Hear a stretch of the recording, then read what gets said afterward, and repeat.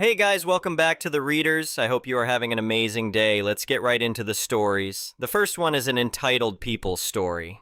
What do you do when your neighbor builds his pool onto your land, then tells you to upgrade your windows if you don't like it? I thought it was just noise, until a survey showed his infinity edge and equipment weren't on his property at all. I gave him 30 days to respond. He ignored me, so I escalated in a way he never saw coming.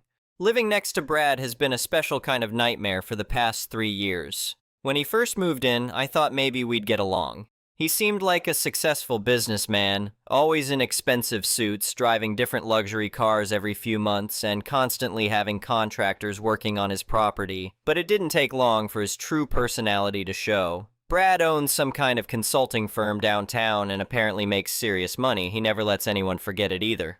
Every conversation somehow circles back to his latest business deal, his new watch, or how much he spent on whatever renovation he's doing. The guy treats money like a weapon and uses it to make everyone around him feel small. My wife and I bought our modest 2-story house about 8 years ago. It's nothing fancy, but we love it. We've got a decent backyard where we grill on weekends and let our dog run around. Our neighbors on the other side are an elderly couple who keep to themselves, and across the street live some young professionals who wave when they see us. Normal, quiet neighborhood stuff. Then Brad showed up and turned our peaceful block into his personal kingdom. It started with the landscaping. Brad hired a crew to completely redo his yard, which was fine. Property improvements are normal. But this wasn't just landscaping. It was like he was trying to create some kind of resort. Massive palm trees trucked in from out of state, imported stone pathways, and a garden that probably cost more than my annual salary. The whole time, Brad would make comments over the fence about how nice it must be to have such low maintenance requirements for our yard. He'd point out that we just had regular grass and some flower beds my wife planted herself. Real subtle stuff. But the landscaping was nothing compared to the pool project. About 8 months ago, Brad announced he was putting in a pool. Not just any pool. An infinity pool with all the bells and whistles. He made sure to mention the price tag every chance he got. Apparently this thing was costing him somewhere north of $80,000. The construction was a nightmare. Massive trucks rumbling down our quiet street at 7 in the morning. Cement mixers, excavators, and crews of workers who parked wherever they wanted, often blocking our driveway.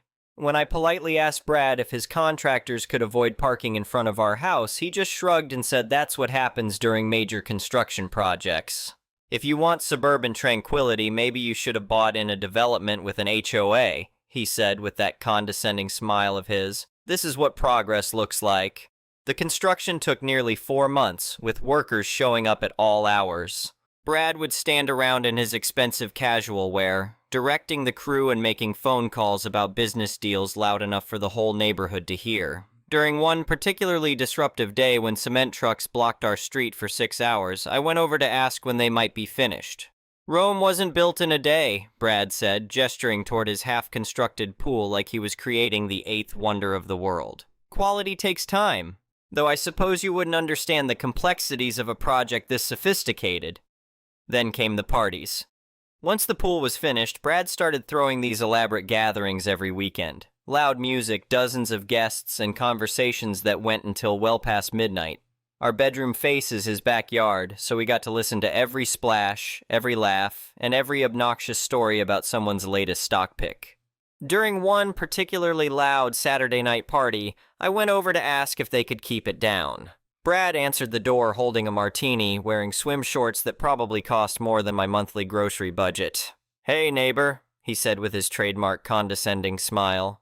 "Sorry about the noise. Just showing off the new infinity pool to some clients. You know how it is with business entertainment." I explained that my wife had an early shift the next morning and asked if they could wrap up soon. "Look, I get it," Brad said, taking a sip of his drink. "But this is a pretty significant investment I'm showing off here. The pool alone was $85,000, not including the automated filtration system and heating components. You should actually be thanking me. This kind of improvement increases property values for the whole neighborhood." I told him I appreciated the property value increase, but still needed to get some sleep. "Tell you what," he said, leaning against his door frame like he was doing me some huge favor. "I'll try to keep it reasonable, but weekends are really the only time I can properly entertain clients. Maybe invest in some better windows if the sound bothers you. Or get one of those white noise machines, they work wonders." That conversation pretty much set the tone for our relationship. Over the next few months, the weekend parties became a regular thing. Brad would invite different groups, sometimes business associates, sometimes just friends, and they'd all marvel at his incredible pool setup. I'd overhear conversations where he'd give detailed tours of all the features, explaining how much each component cost and how exclusive the design was. The guy had installed underwater lighting that changed colors, built-in speakers, an automated cleaning system, and some kind of temperature control that kept the water perfectly heated year-round. He'd explained to guests that the filtration system alone cost $15,000 because it was the same technology used at high-end resorts. My wife suggested we try talking to him again, maybe during the week when he wasn't entertaining. She's more diplomatic than I am and thought we could work something out neighbor to neighbor. We caught Brad one evening while he was checking his pool equipment. He was standing next to this massive control panel that looked like something from a spaceship, reviewing readings on various displays and making notes on his phone. "Pretty impressive setup," my wife said, trying to start friendly. Brad looked up with that same condescending expression. "Oh, hey there. Yeah, this is top-of-the-line stuff. Most people don't realize how sophisticated modern pool systems can be. This control panel manages everything: water temperature, chemical levels, filtration cycles, even the underwater lighting sequences." He launched into this lengthy explanation of how the system worked, clearly showing off. The heating unit alone was apparently worth more than most people's cars, and the filtration equipment was some German-engineered system that was supposedly the best money could buy. "The really clever part," Brad continued, "is how we positioned everything for maximum efficiency. My pool contractor was able to optimize the entire layout to make the most of the available space. Every inch is calculated for optimal water flow and equipment access." After listening to his presentation, my wife brought up the noise issue again. "Here's the thing," Brad said, crossing his arms. "I understand your concerns, but I've got a significant investment to protect here. These client entertainment events are actually business meetings. Tax-deductible business meetings. I can't exactly limit my business activities because of noise complaints." He gestured toward his pool like it was some kind of monument. "Plus, like I mentioned before, having a high-end amenity like this increases everyone's property values. You're basically benefiting from my investment without any of the cost." My wife pointed out that we'd been happy with our property values before the pool. "Look, I'm not trying to be difficult," Brad continued, "but this is reality. I'm running a business, and part of that means entertaining clients in an appropriate setting. Maybe you should consider upgrading your bedroom windows or getting a white noise machine. Amazon has some great options." That's when I decided I'd had enough of his attitude. Over the next few weeks, I started paying closer attention to Brad's pool area. Something about the setup bothered me, but I couldn't put my finger on it. The pool seemed really close to our property line, especially the equipment area where he'd installed all those expensive filtration and heating components. During one of his weekend parties, I was in our backyard grilling dinner when I overheard Brad giving another tour to his guests. "The great thing about this design," he was saying, "is that we were able to maximize the pool size by positioning everything right up to the property boundaries. My pool contractor really knew how to make the most of the available space. We pushed every boundary to get the maximum return on investment." That comment stuck with me. Making the most of available space and pushing every boundary usually means pushing right up to the limits of what's allowed, or beyond them. I mentioned my concerns to my wife, and she suggested we look into it. We'd never had our property professionally surveyed since we bought the house. The previous owners had given us a basic plot map, but nothing detailed enough to show exact boundary lines. "It probably wouldn't hurt to know exactly where our property ends," she said, "especially if we ever want to do our own renovations." So I started researching local surveying companies. I found a well-reviewed firm that specialized in residential property boundaries and called to get a quote. The price was reasonable enough, and they said they could fit us in within a couple of weeks, though the full report would take about 10 days after the fieldwork was completed. When I told my wife I'd scheduled a survey, she asked if I was planning to mention it to Brad. "Why would I do that?" I said. "It's our property. We don't need permission to survey our own land." The day the surveyor came out, Brad happened to be home. I saw him watching from his window as the surveyor set up his equipment and started taking measurements. About an hour into the process, Brad came outside wearing his usual expensive weekend attire. "Getting a survey done?" he asked, walking over to where I was standing. "Yeah, just wanted to know exactly where our boundaries are," I replied. Brad looked noticeably nervous. "Any particular reason? Planning some kind of construction project?" Just due diligence, I said. We've never had it done since we bought the house. The surveyor was methodical, taking measurements from multiple reference points and using GPS equipment along with traditional surveying tools to map out the exact property lines. Brad hung around for a while, making small talk and asking the surveyor technical questions about his process. "How precise are these measurements?" Brad asked the surveyor. "Professional surveys are accurate to within a few inches," the surveyor replied. "The GPS equipment gives us centimeter-level precision when combined with the traditional measurement techniques." After about 3 hours, the surveyor finished his field work and said he'd have a detailed report ready in about 10 days. Brad had gone back inside by then, but I noticed him peeking through his blinds several times while the surveyor was packing up his equipment. When the survey report arrived about 10 days later, I opened it expecting routine confirmation of our boundaries. Instead, I discovered something that would change everything. According to the professional survey, complete with precise measurements and official documentation, Brad's infinity pool extended 6 inches onto our property along a 12-foot section of its perimeter. More shocking still, the expensive filtration system, heating equipment, and automated control panel he'd been bragging about were positioned almost entirely on our land. I read through the report 3 times to make sure I understood it correctly. The survey included detailed diagrams showing exactly where our property line ran and how Brad's pool installation crossed that boundary. The pool itself was mostly on his land, but a section of the infinity edge and virtually all of the mechanical equipment were clearly on our side of the line. My wife and I sat at our kitchen table reviewing the survey documents and trying to process what this meant. "So his $15,000 filtration system is on our property?" she asked. "According to this, yes, and the heating unit and the control panel and part of the actual pool structure itself. We spent the evening researching property law and what options we might have. From what I could find online, when someone builds on your land without permission, you have several potential remedies. They could be required to remove the encroachment, pay you rent for using your land, or in some cases, you might even be able to claim ownership of whatever they built. I decided to consult with a real estate attorney before doing anything. This seemed like the kind of situation where I needed professional advice to understand my rights and options. The attorney I met with was experienced in property disputes and reviewed my survey documents carefully. After asking several questions about the timeline of Brad's construction and whether we'd given any kind of permission, he explained our legal position. "This is a pretty clear case of encroachment," he said.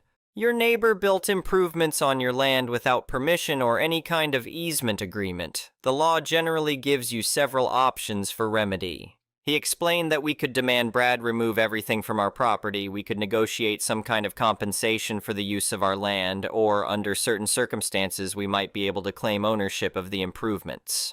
"The fact that he built expensive equipment almost entirely on your property actually strengthens your position," the attorney continued. "Courts tend to take a dim view of people who encroach on neighboring property, especially when it involves substantial improvements done without any attempt to verify boundaries." I asked what he'd recommend as a first step. "Send a formal demand letter," he said. "Notify your neighbor of the encroachment, reference the professional survey, and demand that he either remove the improvements or contact us to negotiate compensation. Give him 30 days to respond before pursuing other remedies." The attorney explained that this was standard procedure and would demonstrate that we'd tried to resolve the matter reasonably before taking more aggressive action. That evening, my wife and I discussed our options. Part of me wanted to march over to Brad's house and confront him immediately, but the attorney had advised against informal discussions that might complicate things later. "Let's send the letter," my wife said. "Give him a chance to be reasonable about this." The demand letter, drafted by my attorney, was professional but firm. It referenced the survey findings, explained that Brad's pool improvements were trespassing on our property, and gave him 30 days to either remove the encroaching improvements or contact us to discuss compensation. I hand-delivered the letter to Brad's front door on a Tuesday morning when I knew he'd be home. He answered wearing his usual expensive casual wear and accepted the envelope with a confused expression. "What's this about?" he asked. "Just some documentation regarding the property survey we had done," I said. "You'll want to review it carefully." I could see him reading through the letter as I walked back to my house. About an hour later, he knocked on our door with an expression I'd never seen before. Genuine concern mixed with disbelief. "This is ridiculous," he said, holding up the demand letter. "There's no way my pool is on your property. I had everything professionally installed according to the plot plan." I showed him a copy of the official survey report with its detailed measurements and boundary markers. Brad studied the documents, his face growing red as he realized the implications. "This has to be wrong," he said. "I'll get my own surveyor out here to double-check these measurements." "That's your right," I replied. But our survey was done by a licensed professional using standard GPS-assisted techniques. I'm confident in the accuracy. "Look, even if there's some tiny boundary issue, we're talking about a few inches here," Brad said, his voice getting louder. "This is clearly some kind of mistake or measurement error. You can't seriously be considering legal action over something this minor." I reminded him that his expensive pool equipment wasn't a few inches off. It was almost entirely on our land. "That's impossible," he said. "Those components cost me over $28,000.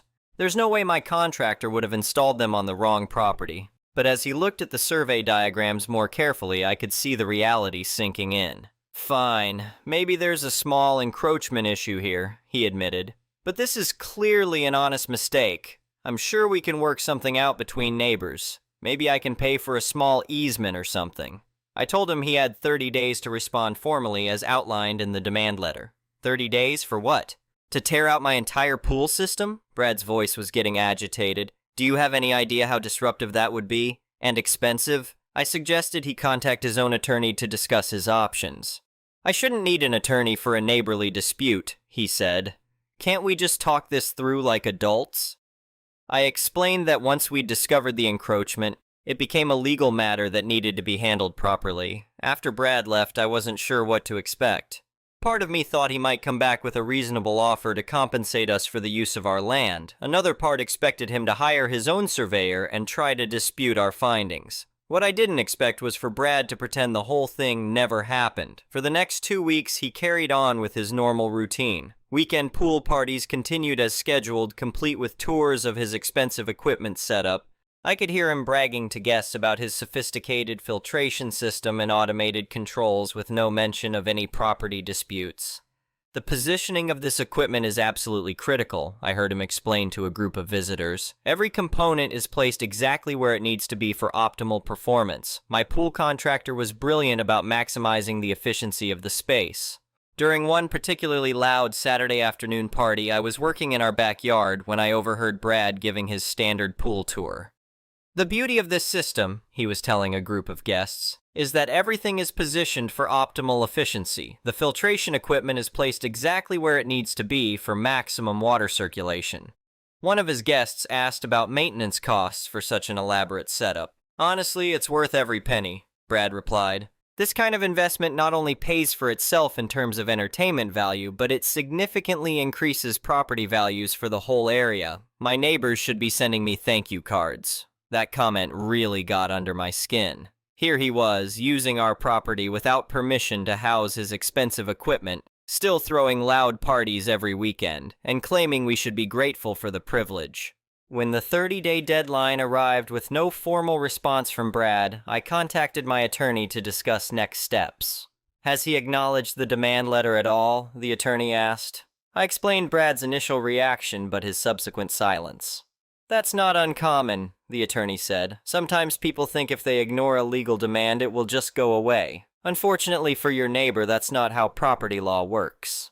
He explained that our options had actually improved since Brad hadn't responded constructively. When someone builds improvements on your land and refuses to remove them or negotiate reasonable compensation, you can petition a court to award you ownership of those improvements, he said. "The theory is based on unjust enrichment. Someone shouldn't be allowed to profit from improvements they made on someone else's land without permission." This was news to me. I'd assumed our only options were getting the equipment removed or receiving some kind of payment. "So we could potentially own his pool equipment?" I asked. "Potentially, yes, and given the value of the improvements and your neighbor's refusal to address the situation, I think we have a strong case. The fact that he's continued using your land after being formally notified of the encroachment actually strengthens our position." The attorney recommended we file a quiet title action, which would ask a court to clarify the ownership rights and determine the appropriate remedy for the encroachment. "Given the value of the improvements, your neighbor's bad faith refusal to negotiate, and his continued use of your land after formal notification, I believe we can successfully argue for ownership of the entire pool structure that crosses onto your property," he said. That evening, my wife and I discussed the attorney's recommendation. "You mean we could own part of his actual pool?" she asked. "According to the survey, about 12 feet of the pool structure extends onto our land, plus all the equipment," I said. "If we can claim ownership of that portion, his pool becomes essentially unusable." We decided to move forward with the legal action. The court filing included our survey documentation, photos of the encroaching pool and equipment, copies of our demand letter and Brad's lack of formal response, and a request that the court award us ownership of all improvements located on our property, including the portion of the pool structure itself. Brad was served with the legal papers on a Thursday afternoon. I happened to be getting our mail when the process server knocked on his door. Brad's expression when he realized what was happening was priceless. A mixture of shock, anger, and panic. About an hour later, my phone rang. "You've got to be kidding me," Brad said without any greeting. "You're actually suing me over a boundary dispute?" I reminded him that we'd tried to resolve this amicably and he'd chosen to ignore our attempts. "I didn't ignore anything," he said. "I just thought you'd come to your senses and realize how ridiculous this is. We're talking about a few inches of pool edge here." I pointed out that 12 feet of his pool structure was on our property, plus all his expensive equipment. "Look, I'll make this simple," Brad said. "I'll pay you for an easement. Whatever the going rate is for the land use, I'll pay it." I explained that the situation had moved beyond informal negotiations since he'd ignored our formal demand. "This is insane," Brad said. "You can't just steal someone's property because of a surveying technicality." I reminded him that improvements located on our property could legally become our property under certain circumstances. "I'll fight this," he said. "I'll hire the best attorney in the city. There's no way a court would let you steal my pool over a boundary dispute." "You're welcome to hire whatever attorney you want," I said, "but you might want to research adverse possession and unjust enrichment laws first."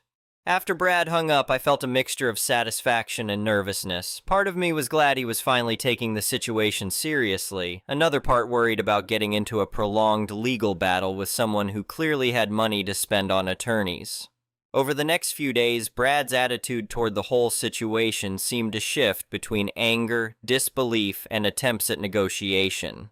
He'd call at random times with different offers: paying rent for the land use, buying the small strip of property outright, or splitting the cost of moving his equipment. I referred all his calls to my attorney, who advised against direct negotiations while the court case was pending. "Let him work through his own legal counsel," the attorney said. "Direct discussions between parties can complicate litigation and might hurt your position." About 2 weeks after Brad was served, his attorney contacted mine to discuss potential settlement options. Apparently, Brad's lawyer had researched the relevant law and wasn't optimistic about fighting the case. "Your neighbor's attorney acknowledges that the encroachment is clear and substantial, and that his client failed to respond to your demand letter appropriately," my attorney reported. "They're interested in discussing resolution options before this gets more expensive for everyone." Brad's lawyer had apparently explained to him that courts generally don't look favorably on people who build on other people's land without permission, especially when they ignore attempts to resolve the matter amicably. "What kind of settlement options are they proposing?" I asked. "They're offering to pay fair market rent for the land use, retroactive to when the construction was completed, plus ongoing monthly payments. Alternatively, they're willing to discuss relocating the pool structure and equipment to his property, though that would be extremely expensive and might not even be feasible given the existing layout. Neither of those options seemed particularly appealing to me. Brad had been using our land for months, throwing his loud parties and making condescending comments about our property, all while his pool sat partially on our land without permission. "What about claiming ownership of the pool structure?" I asked. "That's still very much on the table," my attorney said. "In fact, given his refusal to address the situation initially and his continued use of your land after formal notification, I think we have a very strong case. The law is designed to prevent people from profiting by using other people's land without permission." I decided to reject the settlement offers and proceed with our claim for ownership of the pool structure and improvements on our land. When Brad learned we'd rejected his settlement proposals, he seemed to finally grasp the seriousness of the situation. The loud weekend parties stopped abruptly. His attitude shifted from condescending superiority to obvious anxiety. I'd see him in his backyard staring at his pool with this defeated expression, probably calculating what it would mean to lose 12 feet of pool structure plus all his equipment. Sometimes he'd be on his phone, presumably talking to his attorney about options and strategies. The legal process moved forward steadily over several months. Brad's attorney filed various motions attempting to minimize the encroachment or argue that we should be limited to monetary compensation rather than ownership of the improvements. Our attorney countered each argument with relevant case law and precedent. The most significant development came when the court ordered an independent appraisal of all pool improvements located on our property. A certified appraiser spent an entire day documenting and valuing each component: the filtration system, heating equipment, automated controls, underwater lighting, and the 12-foot section of the pool structure itself that crossed our boundary. The final appraisal report valued the improvements on our property at $42,000. This included the portion of the pool structure, the $15,000 filtration system Brad had bragged about, plus the heating unit, control panel, lighting system, and other components. When Brad received a copy of the appraisal report, he called me directly despite his attorney's advice against contact. $42,000, he said, his voice strained. For a boundary encroachment? I reminded him that the appraisal covered substantial improvements, not just a minor boundary issue. "This is destroying me," Brad said. "If I lose part of the pool structure, the whole system becomes useless. The filtration and heating are designed for the full pool volume." I suggested he should have considered property boundaries before building such an elaborate system so close to our land. "Look, I'll do whatever it takes," Brad said. "I'll pay you the full $42,000, just let me keep everything where it is." That was actually a substantial offer, but I told him any proposals needed to go through our attorneys. As the court date approached, Brad's behavior became increasingly desperate. He'd work in his backyard at odd hours, staring at his pool and making phone calls. The weekend parties had stopped entirely, and he seemed to avoid eye contact whenever we saw each other. About a week before our scheduled court hearing, Brad's attorney contacted mine with a final settlement proposal. Brad was offering to pay us $50,000 to resolve the entire matter and allow him to keep his pool improvements on our land permanently. This was actually more than the appraised value of the improvements, and my attorney pointed out that it represented a significant victory. $50,000 is substantial compensation, he said. It's more than the improvements are worth, and it resolves everything without the uncertainty of a court hearing.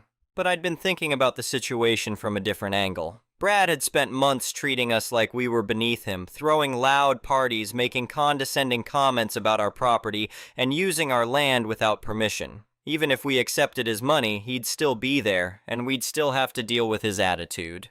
"What if we proceed with claiming ownership?" I asked. "If we win, you'd own 12 feet of his pool structure plus all the equipment," my attorney said. "That would effectively give you control over his entire pool system, since the portion you'd own is integral to the whole structure." That's when I realized the beautiful irony of the situation. If we claimed ownership of part of Brad's pool structure, his elaborate infinity pool would become essentially unusable. You can't operate a pool when someone else owns a significant portion of it. The filtration system was essential for maintaining water quality. The heating system kept the water at comfortable temperatures. And the 12 feet of pool structure we'd own included part of the infinity edge that was central to the whole design. "How would that work practically?" I asked. "You'd be co-owners of the pool, but with ownership of the critical components," my attorney said. "He couldn't operate or maintain the pool without your permission. Essentially, his $80,000 pool would become useless unless he negotiated with you for access." I made my decision. "Let's proceed with claiming ownership," I said. "No settlement." When Brad learned we'd rejected his $50,000 offer, he seemed to have some kind of breakdown. I saw him in his backyard the next evening, sitting by his pool with his head in his hands. The elaborate infinity pool that had been his pride and joy now represented a potential disaster. After several months of legal motions and a full-day hearing where both sides presented evidence, the judge ruled in our favor. Our attorney presented the survey evidence, the demand letter and lack of response, photos of the encroaching pool structure, and the appraisal report. Brad's attorney tried to argue for monetary compensation instead of ownership transfer, but the judge seemed unimpressed. The defendant built substantial improvements on the plaintiff's land without permission, the judge said during her ruling. When formally notified of the encroachment, the defendant failed to respond constructively or attempt good faith resolution. The defendant continued using the plaintiff's land even after being notified of the trespass. Under these circumstances, the law supports awarding ownership of the improvements to the injured property owner. Just like that, we officially own 12 feet of Brad's pool structure plus all his expensive equipment, a $42,000 portion of his $80,000 pool system. The judge gave Brad 30 days to remove any of his property that remained entirely on his own land, but clarified that the pool structure and equipment on our property now belong to us. Brad sat in the courtroom looking completely defeated as the judge explained her ruling. His expensive infinity pool had just become our expensive infinity pool, or at least the part that mattered. After the hearing, Brad approached me in the courthouse hallway. "Please," he said, looking genuinely desperate, "I'll pay whatever you want. $60,000. Just let me buy my pool back." I reminded him that he'd had multiple opportunities to resolve this reasonably and had chosen to ignore them all. "I made a mistake," he said. "I should have responded to your letter. I should have tried to work something out, but please don't destroy my pool over this." I told him I'd consider any reasonable offers for purchasing the pool structure from us. "How much do you want?" he asked. "I'll have to think about it," I said. Over the next few days, I considered Brad's situation. His pool was indeed useless without the portion we now owned. The 12 feet of pool structure we owned included the main circulation return and part of the infinity edge. The filtration and heating systems were designed for the full pool volume. Without access to our portion, his remaining pool would be nothing more than an expensive hole that couldn't function properly. But I kept thinking about all the months of loud parties, condescending comments, and his general attitude toward our family. Then I had an idea that seemed perfect. I called Brad and told him I was willing to work out an arrangement. "Thank God," he said. "How much do you want to sell it back?" "I'm not interested in selling," I said, "but I'm willing to let you use the portion of the pool on our property." "What do you mean?" "You can rent the pool structure from me," I said.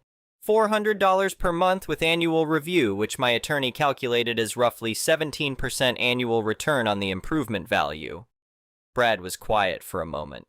$400 a month? That's almost $5,000 a year. That's correct. For how long? As long as you want to keep using your pool, I said. I could hear Brad calculating in his head. At $400 per month, he'd be paying us nearly $5,000 annually just to use his own pool. "This is insane," he said finally. "It's a business arrangement," I replied. "You get to keep your pool functional, and we get compensated for the use of our property. Consider it a property management fee." Brad tried to negotiate the rental rate down, but I held firm at $400 per month with annual reviews. He asked about buying the pool structure for less money, but I explained that I was only interested in the rental arrangement. "I need to think about this," he said. While Brad was considering his options, I started experiencing some unexpected benefits from owning part of his pool. The portion we owned included access to the main equipment area, and since it was now our property, I had every right to inspect and monitor the systems. One particularly hot afternoon, I decided to take a closer look at the sophisticated pool equipment we now owned. The control panel was impressive. It managed water temperature, filtration cycles, chemical dispensing, and lighting systems. Everything was clearly labeled and surprisingly user-friendly. That evening, Brad knocked on our door looking concerned. "I saw you checking out the pool equipment today," he said. "I hope you're not planning to operate anything. The system is very sensitive, and if you change the wrong settings, you could damage the whole pool." I reminded him that since we owned that portion of the pool, I had every right to inspect our property. "Look, I'll take the rental option," Brad said reluctantly. $400 a month. "Excellent," I said. "I'll have my attorney draft a rental agreement." The rental contract included some specific terms that I thought were important. Brad would pay $400 monthly for continued use of the pool structure and equipment located on our property. He was responsible for all maintenance and repairs. Most importantly, we retained the right to access our portion of the pool at any time, though we agreed to provide reasonable notice for non-emergency inspections. The contract also included an annual review clause where we could adjust the rental rate based on property values and maintenance costs. Brad signed the agreement, but I could tell he was miserable about the entire arrangement. The first month's rent payment arrived on time, along with a note from Brad asking if we could discuss a long-term purchase arrangement. I wasn't particularly interested in selling our portion of the pool at any price. The monthly rental payments were quite substantial, and I was enjoying the psychological victory of the situation. But the real satisfaction came from the change in Brad's behavior. The loud weekend parties stopped completely. He couldn't risk having guests see him paying rent to his neighbors just to use his own pool. The condescending comments about our property disappeared entirely. In fact, Brad went out of his way to be polite and respectful whenever we encountered each other. The expensive infinity pool that had once been his pride and joy became a source of constant stress and financial drain. Every month he had to write us a check just to keep his pool functional. Every month he was reminded that his arrogance and refusal to respect property boundaries had cost him dearly. About 6 months into the rental arrangement, Brad approached me with another purchase offer. "I've been saving up," he said. "I can offer you $38,000 to buy back that portion of the pool." I told him I was happy with the rental arrangement. "Come on," Brad said. "I'm already paying you almost $5,000 a year in rent. At least consider selling it back." I reminded him that the rental arrangement was working well for both of us. "But at this rate, I'll end up paying way more than it's worth over time," he said. "That's true," I agreed. "But it also ensures we maintain a good neighborly relationship based on mutual respect." Brad continued making monthly rental payments, but his frustration was obvious. Sometimes I'd see him staring at his pool, probably calculating how much money he was paying just to use his own backyard amenity. The situation became even more satisfying during the summer when Brad's family came to visit. I overheard conversations where relatives asked about the pool situation and why there was rental equipment on the neighbor's property. "So you have to pay the neighbors to use your own pool?" I heard his teenage nephew ask one afternoon. "It's a complicated property situation," Brad replied quietly. "There was a boundary issue that got resolved through the courts." "But why don't you just build a new pool on your side?" "Because it would cost almost as much as building the original pool," Brad said. "Plus, this one is built into the landscaping. Moving it would require redoing the entire backyard." I pretended not to be listening, but I was enjoying every word of the conversation. As the rental arrangement continued, I started to appreciate some unexpected benefits of partial pool ownership. During particularly hot weather, I'd mentioned to Brad that I might want to inspect our portion of the pool, which happened to include some of the nicest areas for swimming. "You're not actually planning to use the pool, are you?" Brad asked nervously during one of these inspections. "It's our property," I said. "But don't worry, I'll give you advance notice if we ever want to use it." The idea that we might actually swim in our portion of his pool clearly terrified Brad. The thought of having his neighbors using his expensive infinity pool while he paid rent for the privilege was probably his worst nightmare. After 18 months of rental payments, Brad made one final attempt to purchase our portion of the pool. "I'll give you $45,000, he said. "That's more than the original appraisal value, plus it accounts for the appreciation." I considered his offer carefully. $45,000 was substantial, and we'd already collected over $7,000 in rental payments. But I'd grown attached to the monthly reminder of Brad's expensive mistake. "I appreciate the offer," I said, "but I think the rental arrangement is working well for everyone." Brad looked like I'd crushed his dreams. "You're going to collect rent from me indefinitely?" "It's a sound investment," I said. "Steady monthly income, and the tenant handles all maintenance and upkeep." "This is going to cost me way more than $45,000 over the long term," Brad pointed out. "That's true," I agreed, "but it also guarantees that we maintain good property boundaries and neighborly respect going forward." Brad realized he was stuck. He could stop paying rent and lose the use of his expensive pool entirely, or he could continue paying us indefinitely for the privilege of using what was now partially our pool. He chose to keep paying. The monthly rental checks have continued arriving reliably for over 2 years now. Brad maintains his portion of the pool meticulously, knowing that any damage to our section would be his responsibility to repair. The loud parties never returned. The condescending comments about our property disappeared completely. Sometimes I watch Brad working on pool maintenance, knowing that every month he has to pay us $400 just to keep his pool functional. The elaborate infinity pool that was supposed to showcase his wealth and success has become a monthly reminder of the importance of respecting property boundaries. During our annual rental rate review, I mentioned to Brad that property values in the area had increased, so we'd be adjusting his rent to $450 per month. "You're raising my rent?" he asked incredulously. "It's a standard annual adjustment based on market conditions," I explained. "Still a very reasonable rate for such premium pool access." My wife occasionally asks if I feel bad about the ongoing rental arrangement. He could have handled this differently at any point, I remind her. He could have responded to our initial demand letter. He could have negotiated reasonable compensation. He could have been respectful about the whole situation. Anyway, thank you for watching.